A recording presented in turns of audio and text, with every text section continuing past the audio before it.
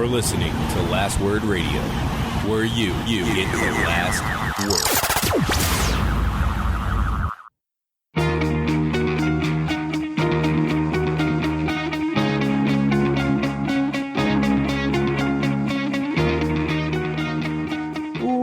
Welcome to the Fourth Line Podcast in partnership with Last Word on Sports. This is July the 8th, 2017, and with you today is myself, Carl, and the always wonderful Joel. How's it going? Pretty good. I'm a little unsure what we're going to talk about. We're getting into that point of the hockey season. We've said we're going to record on Saturdays. It's gotten a bit off track with the long weekend and just the way dates are lined up, so it's made it so that we're recording, 5 days after our last episode, and it's, there's not a whole lot. I've decided to take the show on the road to give us a little bit more entertainment. That's good, so that we can hear garages opening and closing.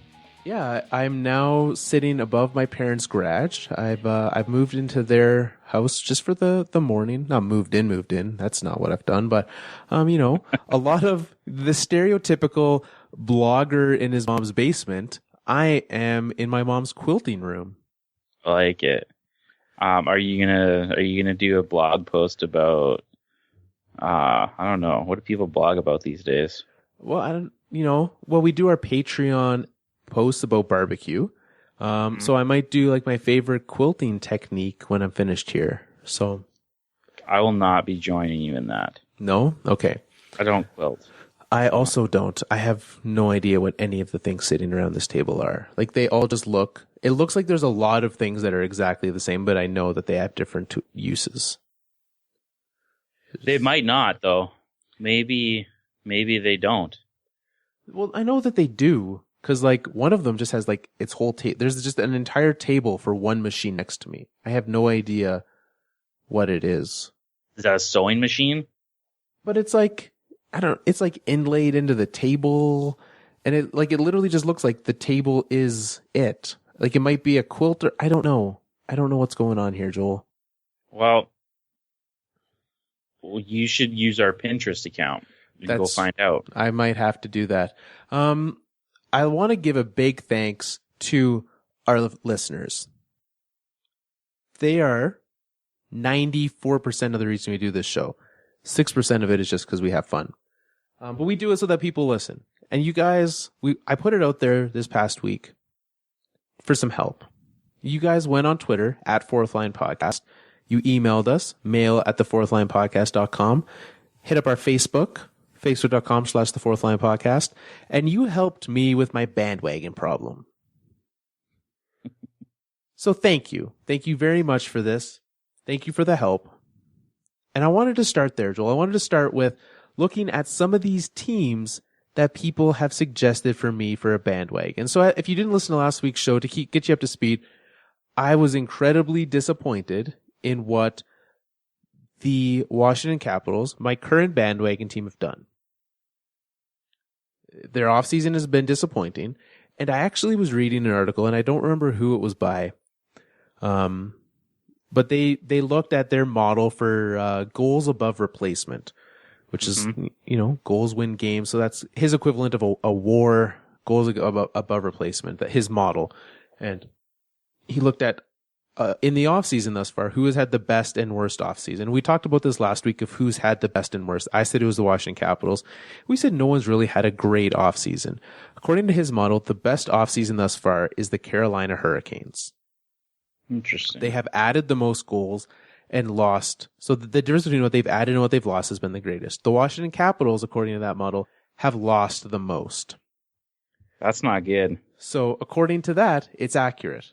They, with Johansson leaving, with Olsner leaving, and bringing Justin Williams leaving, and bringing really no one in to replace that, and bringing all the guys back in, it's been a disappointing offseason thus far for the Washington Capitals. So for me, I said this, and I said, it's not as fun cheering for this team, so we put it out there. And let's, do you want to know who the people said we should?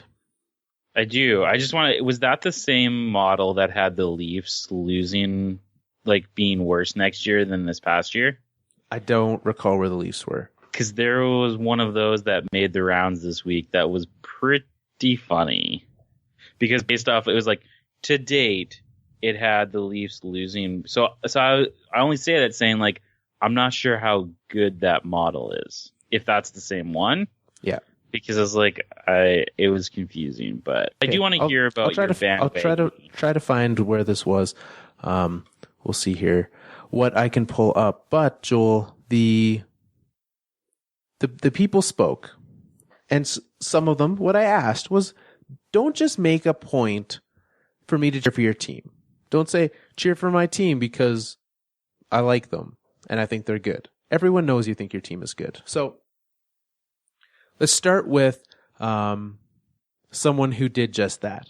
And it brings into a point something else that happened this week. We'll kind of, as relevant, we'll loop in some of the news of the week. But I was on the Oilers YYC podcast. It's a group of Oilers fans in Edmonton. Peter, Zach, Manny, they did their show, had me down. We recorded at a pub in downtown Calgary, which I've never done a podcast in a pub. I've done podcasts in a lot of places, like my mom's quilting room.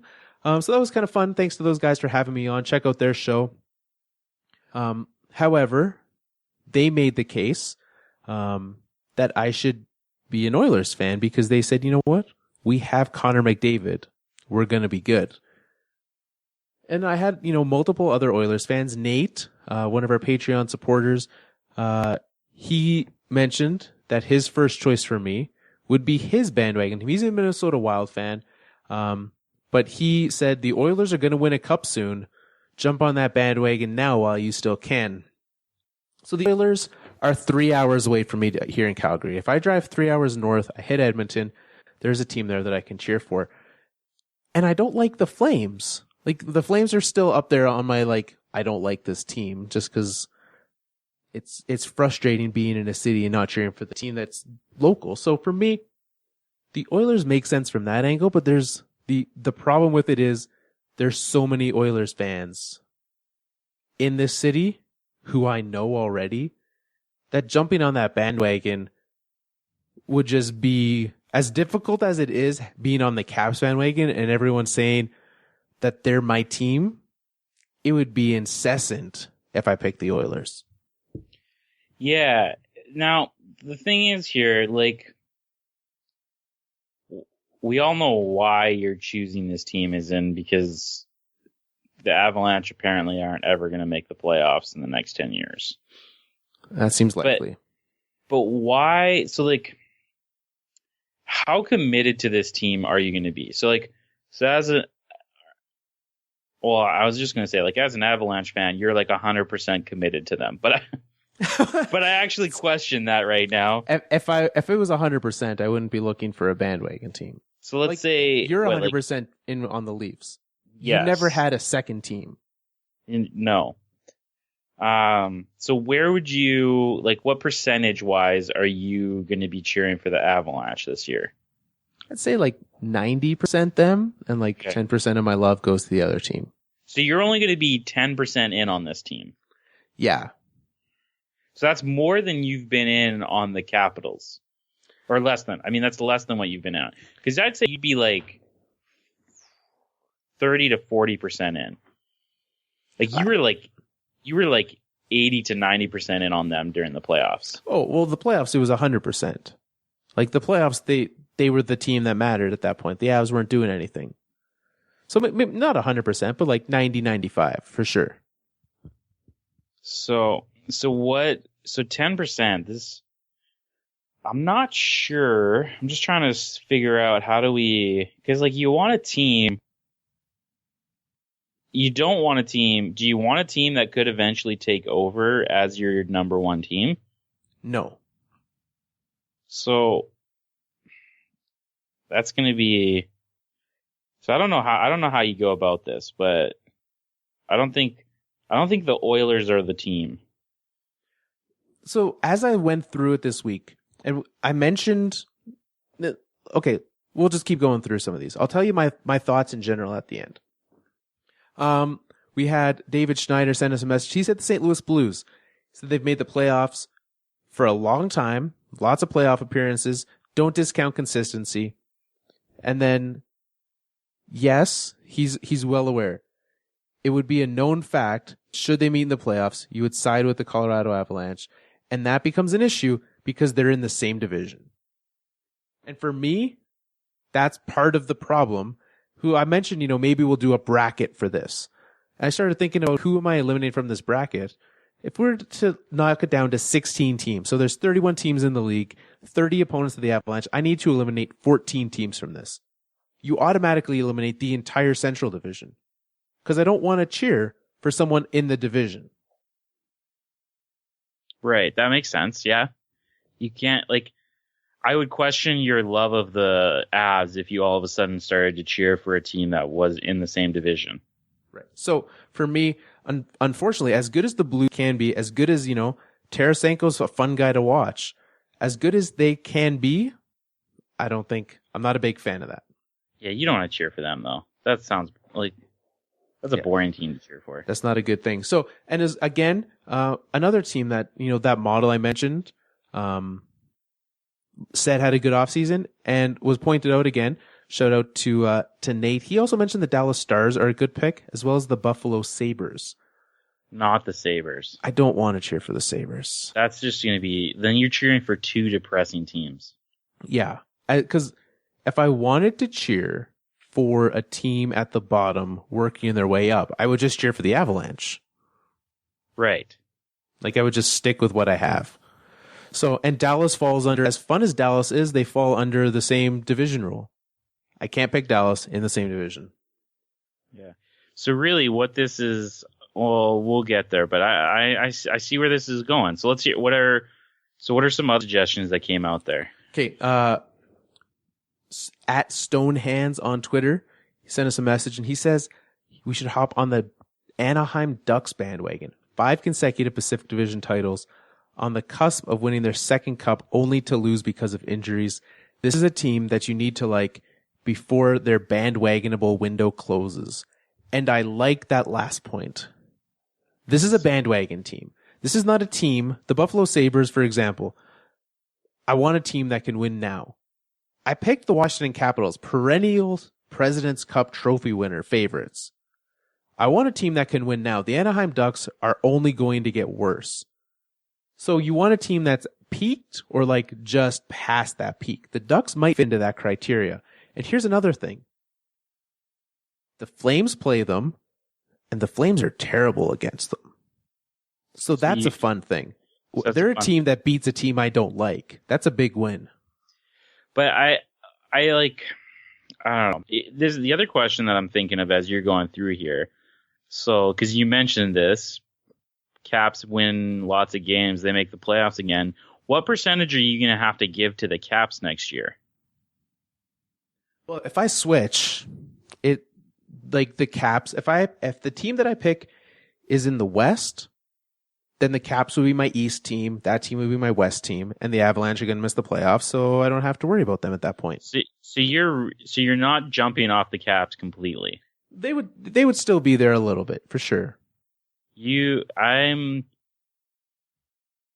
just starting to think that you just are gonna like. Why don't you just wait until the end of the season and just cheer for the top seeds or something like that? Because that's really what you want to do. You just want to cheer for teams that win.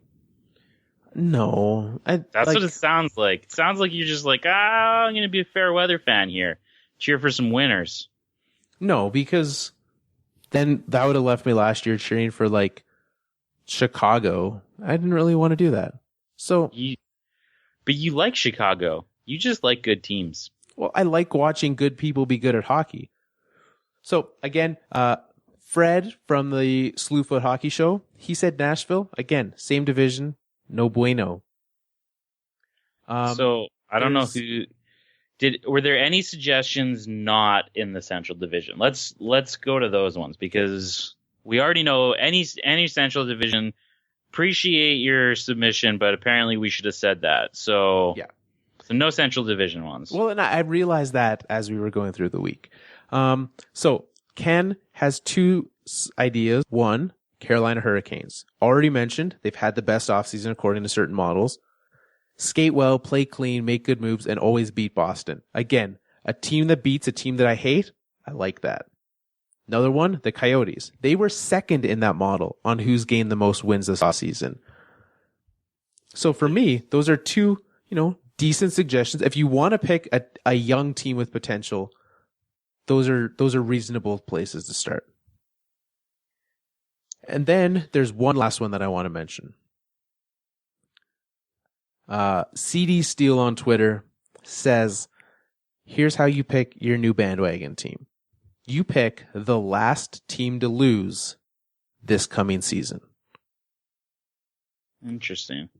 So that's so down the model that I'm doing. Just go choose a team that wins. Absolutely. So for me, I look at it and I say, there's a lot of teams here that, haven't mentioned that I like. I kind of like the Ducks idea.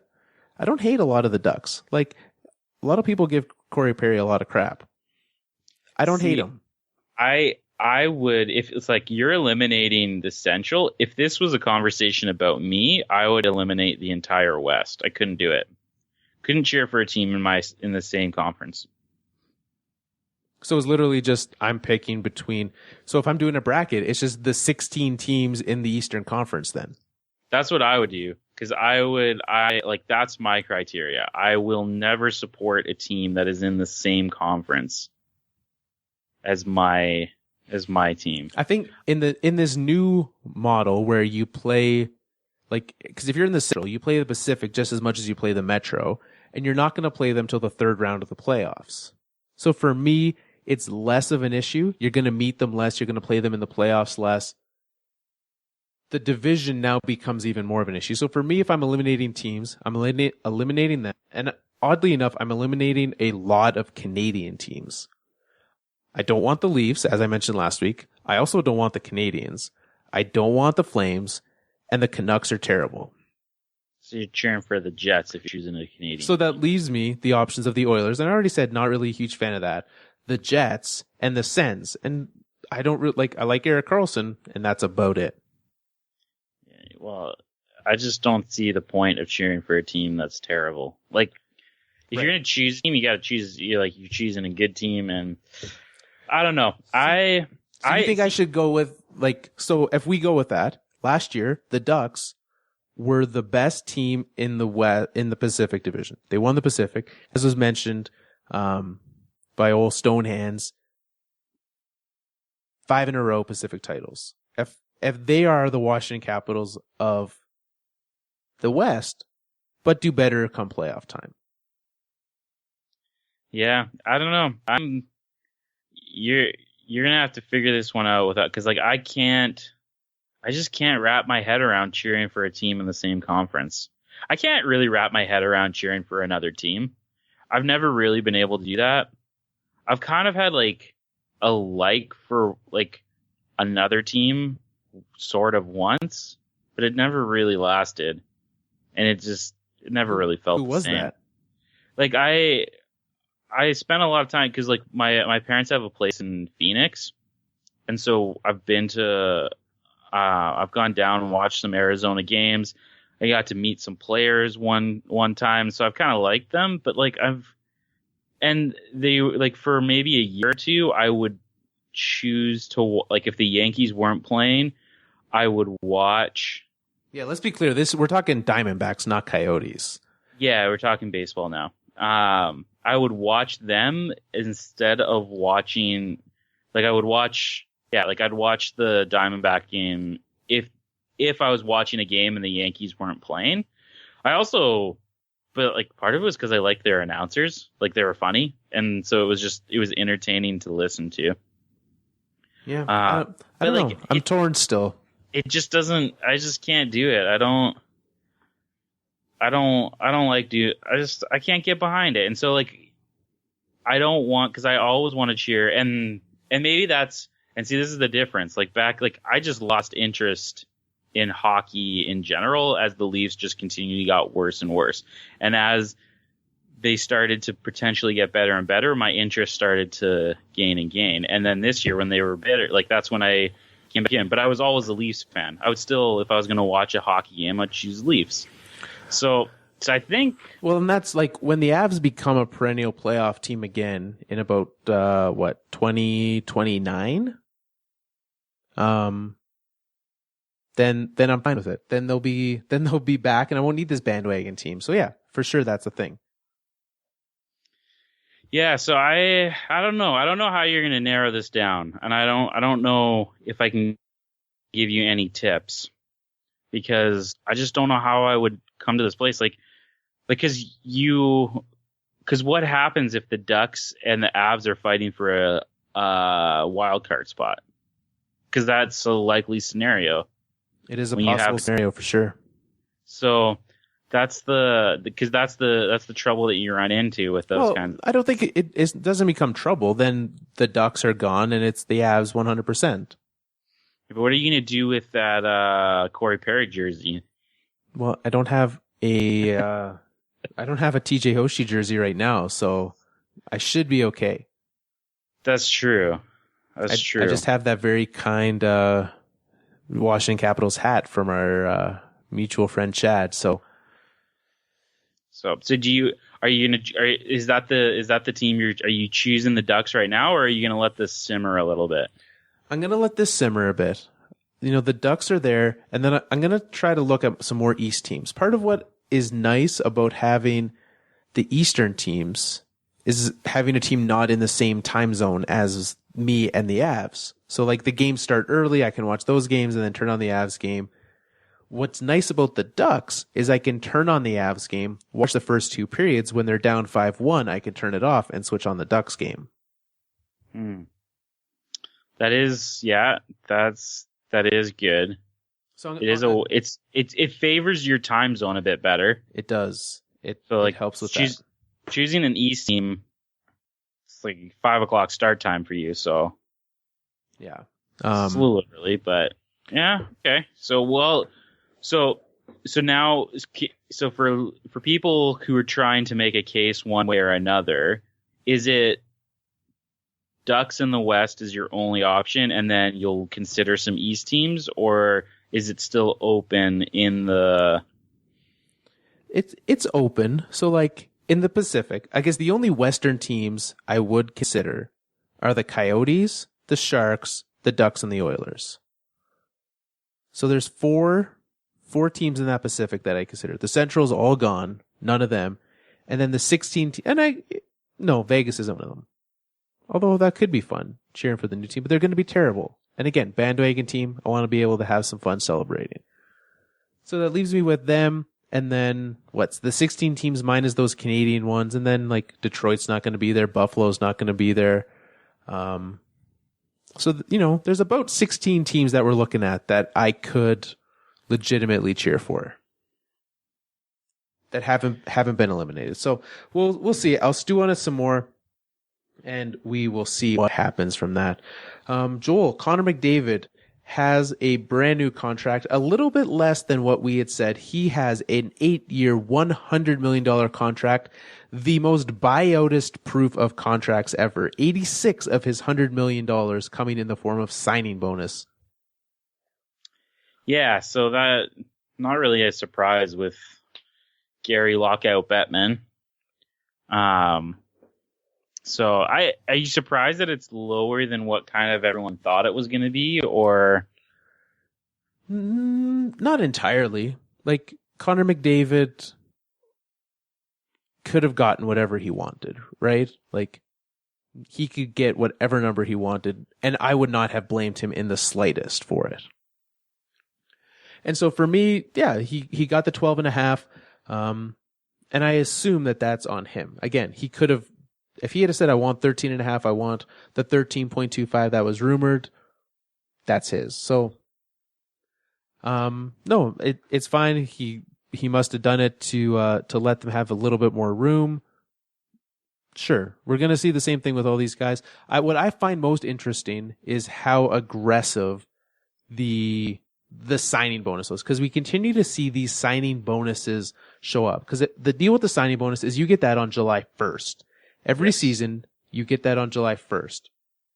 So if there's a lockout that year, You get that money before you're there. And for me, I look at this as, it's a bioproof for the players. How many of these bioproof contracts are going to be happening before it actually does make it so that the owners start putting pressure to say, hey, we want to play because this no longer makes sense for us. They're going to be handing out about $10 million to Connor McDavid on July 1st. So if they don't play hockey, lockout proof. Well, and bioproof. They're not buying out Connor McDavid though. Right, but lockout proof. Yeah. So for me, like if you're handing out $10 million and then you're saying, well, we're not going to play. I'm not going to have any revenue to get that back. Do you think this actually makes it less likely for there to be a lockout? We know Bettman loves them. No, I don't think this affects it at all. I don't see why it would. It's just that, because the amount of players that are going to do this, it's going to be, we're talking about, less than 3% of players are going to be in this category. But that percentage are going to be the high paid ones. Right. But, I don't think it makes a difference. I think Bettman will, because he will, and he's proven to do this, by going to lockouts, he makes more money for his owners. He just does. You'll save more money. Okay, so you'll save more money in salary of all the other guys, even if you pay Connor McDavid and Carey Price their bonuses. Well, and that is the issue, is that these guys already get their money at that point, and then the owners are going to want to claw some back. They're not going to be able to claw that back from the guys they've already given the money to. They're not going to say, Connor McDavid, you owe us $5 million. That money is going to be coming out of the rest of the guys on that team. So as much as, McDavid says, yeah, sure, I did a nice thing in making it so that there's, an extra $700,000 so that they can go sign someone. If there is any money coming back, it's not coming out of his pocket. It's coming out of the pocket of the rest of his team. And so if there is anything coming back, any grab backs from the owners, as we've seen in the past, that's where that's going to come into. Yeah. The bigger thing that I saw, I get the lockout implications. The one thing that I was interested in is how it made the rounds of saying how this deal for Connor McDavid was going to affect John Tavares, Auston Matthews, Patrick Laine. I think those are the only names that I saw. Probably, I don't know, do we put Jack Eichel in that? Yeah, probably. Do you think this affects those players and what they sign for? It definitely has an impact on it. Because it pushes that max limit past that, right? If you were to redo last offseason right now, and you were to redo, the big ticket item last year was Mr. Steven Stamkos. He re-signed to stay in Tampa. And in staying in Tampa, set kind of a price. But his cap hit was $8.5 million. Now, certainly, they did not get $8.5 million out of him last year, as he managed to play only 17 games. And that was his second contract. This is Connor McDavid's first contract. Right. So this was his first shot at free agency. Connor McDavid's shot at free agency would not have happened for multiple seasons from now. So Stamkos took $8.5 million. If you were to sign that contract right now in a world where the max contract signed in the salary cap era is 12.5, how much more does Stamkos get? I don't know. Maybe a bit more. Does he make 10? Probably. Do you think, I was actually looking at it because everyone's expecting David to sign for 13.5. Then he came in at 12.5. Do you think him coming in at 12.5, I actually thought that brought it down as opposed to up.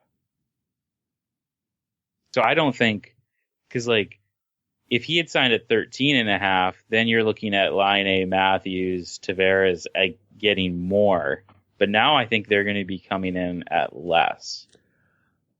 I think it's less. It's less than what it would be at 13.5, because what you say is, well, I can't pay you more than Connor McDavid. He's the best player in the league right now. And, Crosby's on his contract, which was at a different point. But you can say, Connor McDavid is was signed at this percentage of cap. And we're not going to sign you for more than that. We think you're 90% of Connor McDavid. So you get 90% of that. So yeah, certainly 13.5 versus 12.5 changes it. Again, $500,000 a season maybe for those star players. So what do you think? So we got, so next offseason, what do Line A and Matthews sign for? I say Matthews probably 10, Line A 9.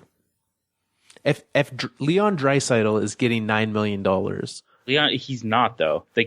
Okay, if he's getting $8 million, still don't think he's getting that.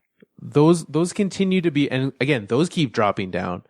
If that's what he gets, both of those guys deserve more. Oh yeah, for sure, but that's not going to happen. Like I just don't see it. Why would that happen? Like if the Oilers, see, the thing is if the Oilers give Draisaitl 9, no one's gonna, like, Line A and Matthews aren't gonna, like, they may say, hey, look what this guy got. We need to get way more. All the teams are gonna say, yeah, like, we're not the Oilers. We're not dumb. Like, so we don't view that as a contract that's a part of this conversation, because that's just dumb. Because that's what it would be. Everyone, if it came out today that Draisaitl signs for $9 million for 7 years, everybody in the hockey world is going to say that's an overpay. Everybody. Like, no one's going to think 100% it would be, yeah. So there is going to be no one that thinks that is a market-setting contract. So here is a, it's as close of a comparison as we have right now. So if you're looking at young guys coming off of an entry-level deal, there is McDavid is out of money this offseason, or this coming season. He's going to be having a cap hit of 7.5. So that is currently the highest, is 7.5. We also have Tarasenko at 7.5. This is his deal off that entry level, but that was signed a couple years ago. The next closest comparable goes all the way down to 6.75, and that is Mr. Jonathan Gaudreau. 6.75 for Gaudreau. If you compare him and Draisaitl, so this is, the highest of cap hits of those guys next year off an entry-level deal. Johnny Hockey versus Draisaitl. Which one would you rather? Oh, Gaudreau. For sure. So on a salary cap hit comparable, where do you think they're going to line up? If you said Draisaitl was going to get $6 million, like, I'd be like, yeah, okay, that makes sense. But, like, Draisaitl's probably, like, I just don't know. I don't think I've yet to see anything that says, like, the Oilers are actually considering paying him the 9. There was conversations of saying, like the only thing I saw was, like, teams being, or, like, people being like, hey, what if an offer sheet came in at that? Just kind of, like, mess the Oilers over. I'm like, well, but if you come in and sign a guy at an average annual salary at $9 million, the Oilers are going to say, thank you for the picks. Right. We'll let you keep him. So, cause another interesting thing is, like, so you have, cause here's the other guy, Bo Horvat.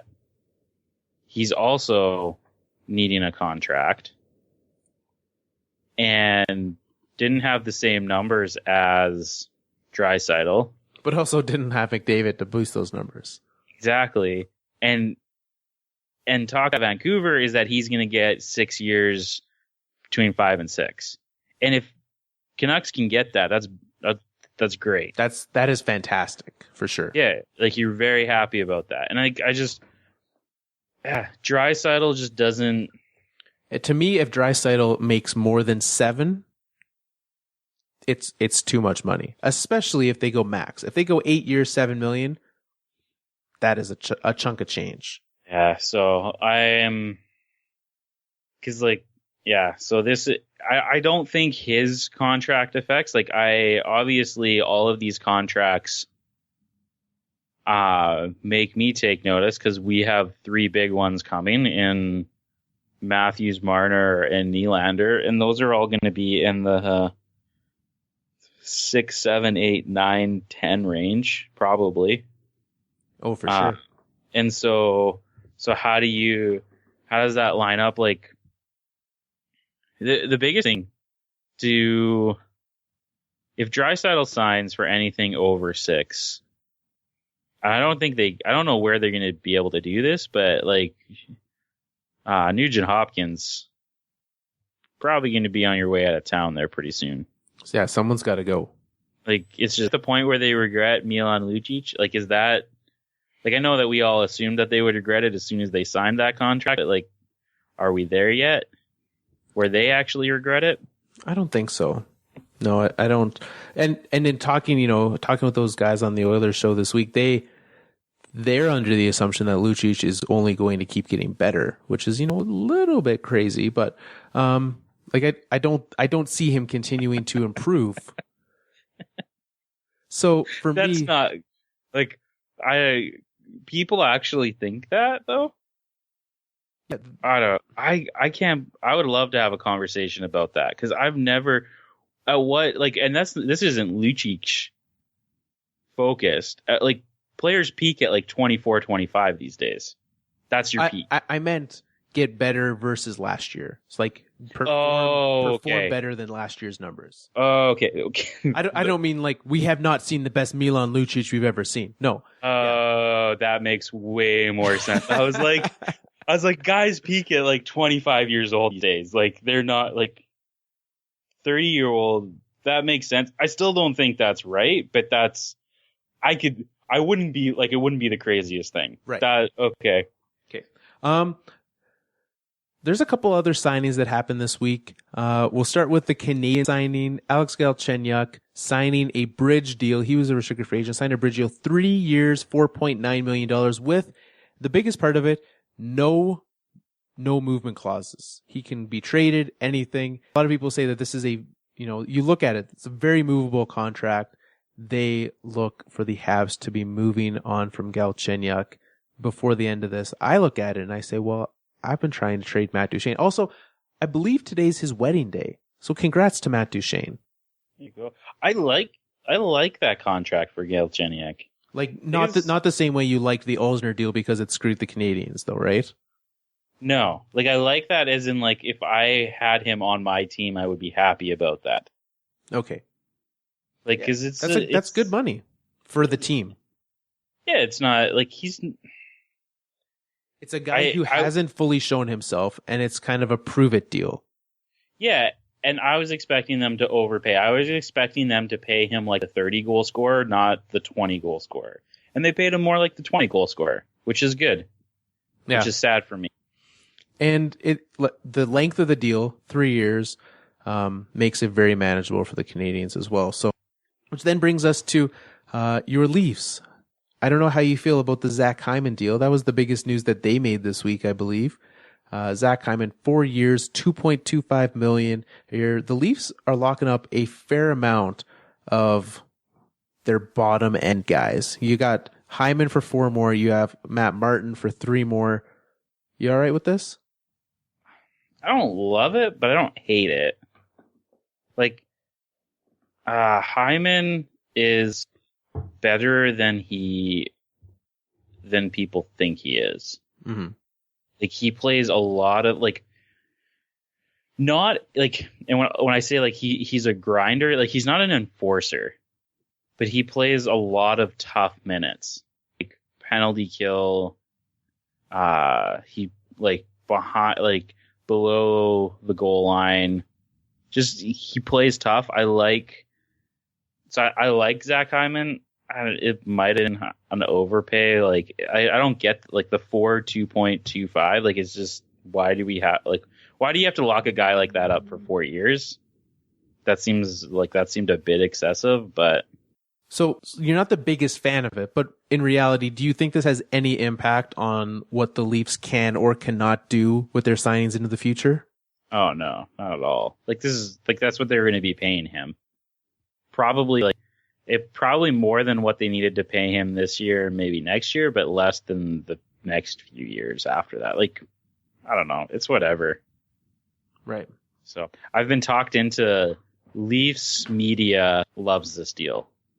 Like everyone, like fancy stats, everyone that's analyzing, because originally like the fans kind of came out and they were like, "Whoa, so much, so long," and like everyone was like, "No, this is really good.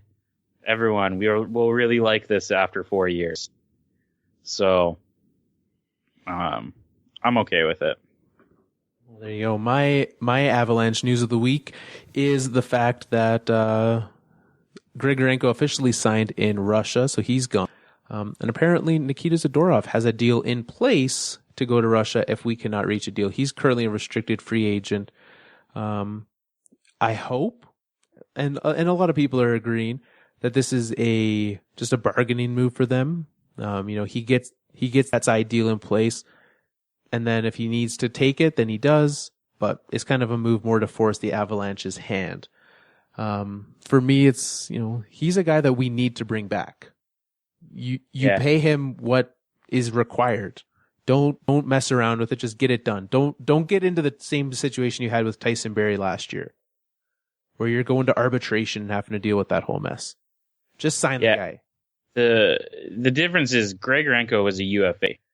Yes. So we didn't qualify him. Right. So he was a restricted free agent that we didn't qualify, and we said walk. Yeah. So this is a little different. I'll be surprised if Zadorov actually goes to Russia. Like it just doesn't make sense. But I guess you never know. I wouldn't be too worried though. No, let's hope not. Let us hope that's not the case. And that's kind of that's the news of the week. This is what's going to be happening throughout the summer. We do have very interesting and fun things planned.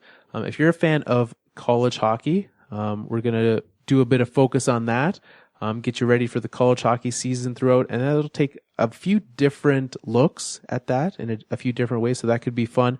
We'll also be having the fifth one for you as well. So don't worry. If you're like, man, like there's nothing. These guys are going to be having not a lot to talk about. We will. This is the podcast that brought you the which captain would win a Royal Rumble discussion. Oh, we will have content. There will be stuff to do and stuff to talk about. Absolutely. So. But a lot of people question that because a lot of things shut down. A lot of people shut down. A lot of blogs, podcasts shut down come the hockey off season, and stop producing content. And it kind of, this whole conversation that obviously Joel and I are well aware of how often we produce content, of what we do, and providing the best content to you, our listeners. That is our goal. To produce something we enjoy, something we can be proud of, and something that you will enjoy to listen to. And there's been kind of a substantial shift in probably what, Joel, the last 5 years in the way that media functions in sports? Would you say, 5 years, 10 years? Sure, something like that. And it's kind of been a shift away from the mainstream media. We are seeing, almost weekly now, certainly monthly, one hockey writer who works for a mainstream publication being laid off, unfortunately. It's continuing to go that way. We saw ESPN essentially clear house earlier this year. Well, not just hockey. Hockey definitely took a hit. But baseball writers. Sorry for that. That was me sneezing. Muted my mic, though. There you go. See? I was like, I thought we lost connection. Quality content. Didn't sneeze into a microphone right there. So baseball writers, hockey writers, football writers, all of these guys, on-air personalities being laid off by mainstream places like ESPN. As people start to, oddly enough, I, halfway through the show, got a phone call from my cable provider asking me if I would like to add more things. And I tell them every time they call me, the only reason I still have cable is so that I can watch live sports. Yeah. And you are starting to have a lot more people removing that. And they say, well, we can't offer you a deal on that because that's the expensive part of these cable packages is sports. Yeah. Yeah, it is, and like streaming services are like making it. I can't tell you the last time I've watched a baseball game on cable. So you're not, all those commercials that people are paying for, you're handing Major League Baseball, what, $120 for the year? Yep. And there's a baseball game on every night in my house, whether I'm sitting down and actually watching it or while it's on while I'm doing whatever. But every night in my house, there's a baseball game on. And even still, so it's not even the All-Star break. We're about halfway through the baseball year. I waited, didn't want to pay the $120 for the full season. I just paid $20 for half a season. So these are the kind of streaming deals that places are starting to offer. And we'll start to see more of this in hockey, because they're actually using the same software, the same technology that Major League Baseball uses, has been moved into hockey, has been used also by the WWE. So this is technology that's being spread throughout, and we'll start to see it more and more and more. Hockey or basketball has the same deal. Football in Canada, much more difficult to get a streaming service. If I could figure out a way to get, like, if I could pay less for football in Canada, we'd get rid of our cable, like, right now. That is quite possibly the case for me as well, which maybe I should just cancel it during football off season, pay for the hockey, pay for the baseball, and then I'm done. I'm good. Yeah, because my wife only watches Netflix. Like, is this just sports media, or is it just media in general too? Like, everything, like how we consume media is completely changed from 10 years ago. Well, and it certainly is part of that, but because the local cable news, I don't see it. And maybe it's because I pay attention to the sports media. I know newspapers are starting to have less and less, but like, it doesn't seem like the CBC news and the CTV news, like they lay people off because no one's watching them. So maybe it is the same. Maybe it's just across all media, there's this shift that's happening. Yeah, like, and I know we've talked about this, and I guess we've talked about like The Athletic in the past, but I'm okay with paying for good content. Like, if that's what it takes, like, obviously, like, I can't pay whatever for good content, but like, the only place that I'm reading stuff right now is The Athletic for the most part. And that's what you paid $50. I don't know if you paid the full price for that or you got on one of their deals, but regular price, $50 a year for all their content across all of their city-based areas, right? So they've got Chicago, Detroit, Toronto. I don't know. I forget what the other ones are. I only read Toronto stuff. And you only read the Toronto stuff, most likely. There might be an article for Detroit that you could want, but you're there for the Toronto stuff. You're there for, primarily the Leafs. Leafs, Raptors. That's where they actually have quite a good bunch of Raptors writers. Because they've got Eric Green over there, right? Yeah. And so like, it's interesting I find it interesting how this is all shaping. Like, I don't, like, when was the last time you've gone to ESPN or TSN for your content? Like, do you go to those websites anymore? Do you go and watch their videos, or do you basically just catch it on Twitter and watch games? Or I don't know. So here's what the last time I was on TSN was about 5 minutes ago. I was on tsn.ca looking at the list of recent transactions. And however, the list of recent transactions was wildly insufficient for what I was needing. I wanted a list of all the trades, all the money, things that were happening, and there wasn't enough information there for me to move on. So I then left there and went over to Cap Friendly, where they had the time-based list of all free agent signings, and I could see an entry-level deal, a standard deal, the value of the deal total, and the cap hit of it. That's what I wanted. That's what it gave me. And so this is the thing, is these other sites are providing it. I don't have to go there. I was formerly, you talk about paying for content, formerly, and both of us were actually, formerly subscribers to ESPN Insider. And they continually cut and hacked away all the content that we got there. until it was just didn't make sense for us. I think I lasted 1 year further than you did. Yeah. It didn't make sense for us to stick around and be paying for that anymore. And I only ever stuck around because they kept on, like, I barely paid for it. I think it was $15 for the year or something like that. Yeah, it was really cheap by the time, because I tried to cancel every year. And then eventually I just straight up canceled because I didn't use it at all. And so it just wasn't worth it. But yeah, like because like we're in this place where you pay, like more and more places are paying for, like, pay for what you get. You're like, even like I don't know, like just regular news places are asking you to pay for their content more and more. You get 10 free articles or 5 free articles, and then you have to pay after this month, or places like The Athletic that, and Athletic offers lots of free content after so many days. Like eventually you can go and read it, but not all of it.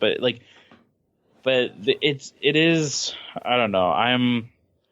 I find myself less and less impressed with and following mainstream media, and more like the guys over at the Leafs Nation. They're putting out better content than any mainstream media about Leaf stuff. Right. The best content being put out there right now for the Leafs, we say, is coming from Leafs Nation and is coming from The Athletic. Yeah, those are the two. I don't know which of those two would be top, but those are the two best. Like, it's not TSN. Well, right. It's not Sportsnet. You have TSN putting out their whole collection of Leafs content. They've got Leafs Lunch that's out there. They've got that podcast, and it has a number of listeners. What is it? You know, you're comparing them. Is it just quality? Is what's the difference between the off brand? Because I would say by this now, you know, the Nation Network having, you know, Wings Nation, Oilers Nation, Leafs Nation, lots of these across the country, puts out a ton of content, has great writers there. What's the difference between what you get there and what you're getting from The Score, Sportsnet, TSN, from ESPN down in the States? Is The Score still a thing? Yeah. I didn't realize. I don't even think I have The Score anymore. Well, it's not a channel. It's just a website now. Okay. It's totally quality based. It's totally quality based. Like, I just don't find. Well, actually, it probably includes two things. It's quality based and entertainment based. The guys over at Leafs Nation are entertaining. Like, they're fun. They enjoy what they do. TSN gives us Jeff O'Neill, Jamie McLennan, and Patrick O'Sullivan. So, like, guys that play in the NHL but aren't really great at what they do. Like, they're okay. They're not terrible. They're not as bad as some guys out there. Nick Kyprios. But I don't know. It's totally quality based, and I used to listen to Leafs Lunch because Leafs Lunch was actually Leafs breakfast for me. But it was just kind of like whatever. It was content for the sake of content. It wasn't because it was good. Yeah, I would say, like, I listen to the Vancouver sports radio, but they're not. I guess Leafs Lunch wouldn't be considered national media, but it kind of is. Like, it's still fairly national media, where, like, the local TSN radio station is much more casual, easygoing. They have fun. It's your regular sports talk. I still listen to Dan Patrick. Like, yeah, and that's a guy who has fun with what he does. He doesn't take himself too seriously, and flies in the face of the literal rules of the fact that he was barred from having ESPN personalities on the show, and he was like, yeah, let's just go get some anyways. So I just don't know I don't know where we're going, but it's like we're definitely, like, we're obviously more internet based, but I think, and this is surprising considering where the age of like information and technology is becoming more and more accessible, I think we're starting to enter a place where good sports content is actually becoming less and less available for free. I'm with you. Yeah. You're going to start to see. Yeah. The Athletic is, especially for hockey, because it's so popular in Toronto, because they have such a great collection there. I do think that you're going to start to see a shift in where and how we consume our media. And it's started, but I feel like it feels on the cusp for me. Like, it feels like as we see a slew of layoffs, ESPN, even as you know, we're in Canada, ESPN has a huge impact on how we consume our media because they pay so many writers to produce free content. Well, when ESPN is losing money in the way that they are and they're laying off those writers, that's less free content for us. So for me, I look at them, yeah, there's going to be things that we lose because of this. There's going to be problems. And maybe not problems. Like, these are people who do this for a living. Joel and I do not do this for a living. When you support us on Patreon, we greatly appreciate it. And it is helping us to grow this show, improve this show, support this show so that we can continue to do that. I don't consider what we do on our Patreon. If it became that one day, that is great. But this is not our career. These are guys with The Athletic. That's what they do day in and day out. And you're starting to see this shift where that's how guys are providing for themselves, is through these subscription-based services. And it's going to change for sure. It's going to be different where you're going to be having these giant networks and you're paying them $50 a year. And I'm okay with that. We do that. You know, we have an Athletic subscription that, you know, Joel's able to read whatever he wants with his stuff. We've had ESPN Insider. If there's another service that we feel is necessary. Actually, I saw, maybe not. I won't say that because I don't know if that's true. But like, there's other sites out there. If you're providing content that is good and entertaining and necessary, we will pay for it because we see value in that and it's entertaining for us. And I think you're going to start seeing that shift where don't be upset if someone says, we want you to pay for what I'm producing. Be upset if they're asking you to pay for something and it's terrible. And just don't for it. Yeah, I think that's the bigger thing, is that if you don't, like, and that's where it comes down. Like, I'm okay with paying for what, like, I'm okay paying Major League Baseball, however, $120 for the year, because I actually want that, and it's a good product. And it gets me what I want. And so like, if media starts to go down that way, like, I'm okay with that as long as I'm able to pay for what I want. And right. You went out and handed the National Hockey League and their subscription service $200 after Auston Matthews scored 4 goals in his first game ever. Exactly. And I was very happy about that. I wasn't sad about that at all. So, but I don't know. There is a big difference between, like, there's obviously a big difference between actually just watching the sports and then watching and the content and analysis of it. But I'm interested to see where it goes and where we head as sports fans and sports media, and just where it goes. But it's way different. It's way different than 10 years ago. And just kind of 10 years ago, you would turn on the internet and you would be like, oh, I want to read stuff. I would go to TSN. I'd go to Sportsnet. I'd go to ESPN, and I wouldn't really follow a blog in any way. And now what started as the blogs, you know, Nation Network, Athletic, these are guys who are now producing the best content out there for that. And, you know, we use those because especially, you know, some of the teams that we cover, but like, there's, you know, Mile High Sports does a great job covering the Colorado Avalanche. All of these, you know, you have the SB Nation, out of the States. You have, you know, all these blogging networks that there are some fantastic writers on there. You know, Last Word on Sports, a site that we're a part of, they have some great writing on these sites, and 10 years ago, I would never have gone to them. I would never have, podcasting has blown up, whereas almost everyone has a podcast. This is surprise you, Joel. We're not the only ones out there. Yeah. What? I thought we were literally the only hockey podcast. No, that's not. People aren't listening to us because we're the only show. That's why we very much value you listening right now, because there are so many people out there producing this content. And it's shifting to podcasting, to blogging, away from this mainstream media. I'm very interested to see where it goes. It gives a lot.